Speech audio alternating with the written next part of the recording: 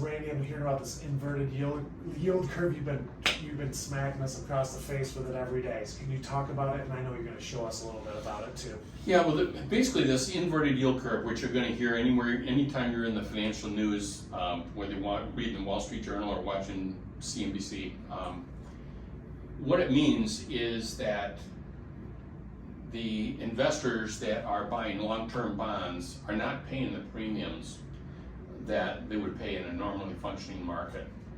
Inverted yield curve is a signal for bears that the market is going into a recession, and so there's that concern. But in terms of financial markets, if we could have that next slide, I'll show you something here. Thank you.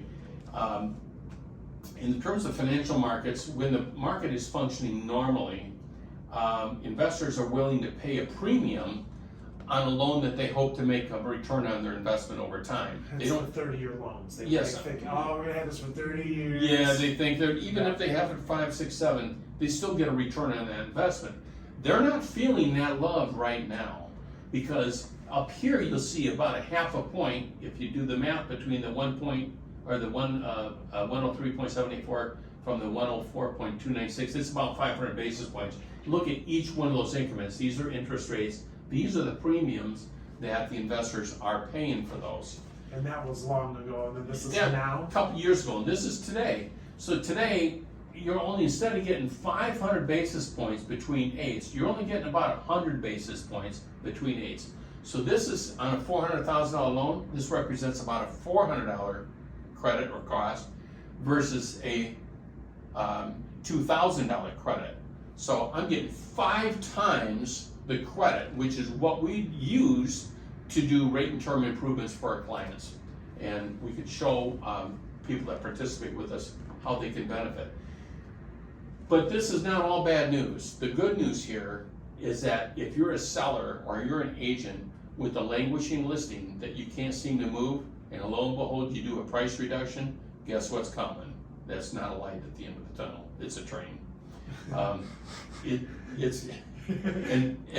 And what's going to happen is you're going to get a lower offer. Tell me it's not true. That's what's going to happen. Okay, so here's what you do. As long as that lower offer is within 10% of that list price, you can use a strategy, which we've explained to people how to do this. Happy to repeat it again. Give us a call. We can leverage this somehow. You can leverage that to the benefit of the buyer and the seller and the agent. It's a win-win-win. The buyer gets a house based on the payment for the price that they offered. The seller saves 75% of what a price reduction would have been. The list agent makes more money because he's getting paid on a higher purchase price. The buyer's agent makes more money because they get a commission on the higher number. But the big thing is, the buyer gets the house that they wanted. Which is why we're all in this business, really. That's right.